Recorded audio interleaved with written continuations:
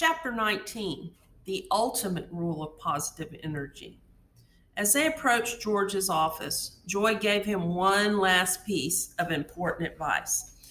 There's one last thing I got to tell you about all this, George. You really need to know. It's so important, it's not even part of the 10 rules. It's in a class all by itself. It's like an ultimate rule of positive energy. And it's so important, I want you to write it down. George pulled out a piece of paper and a pen and waited for Joy to continue. Here it is, George. Your positive energy and vision must be greater than anyone's and everyone's negativity.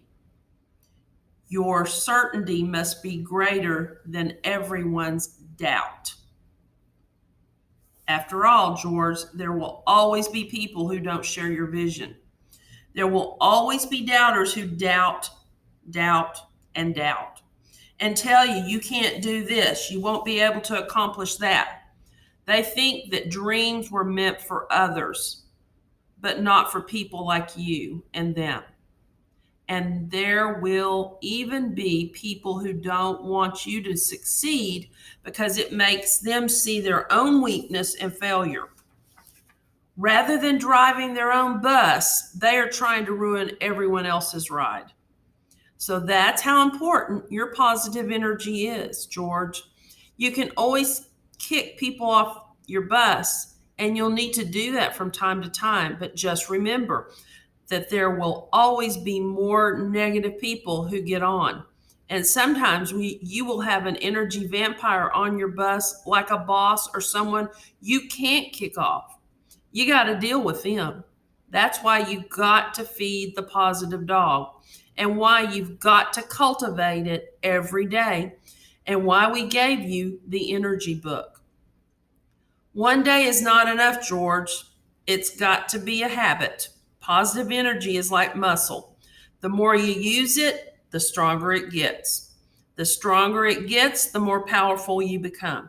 Repetition is key, and more you focus on positive energy, the more it becomes your natural state.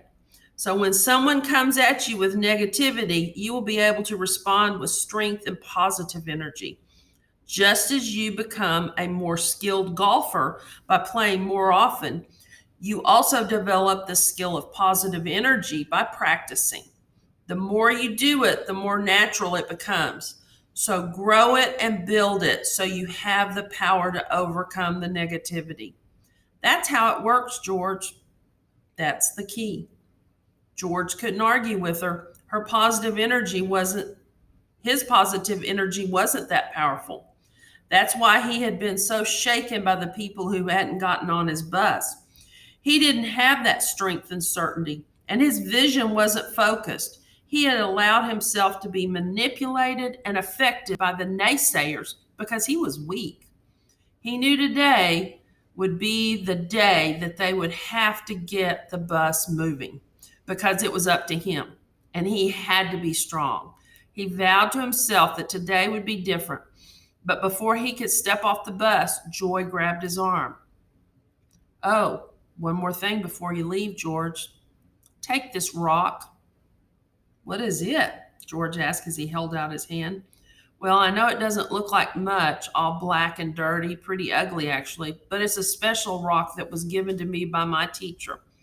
When he gave it to me, he said, "Find the value in this rock and you'll find a priceless treasure inside of yourself and in all the people you encounter."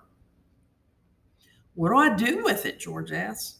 Put it in your pocket for now, and then look at it often and let it remind you of what I just told you. Find the value in yourself. Find it in the rock. Find it in your team.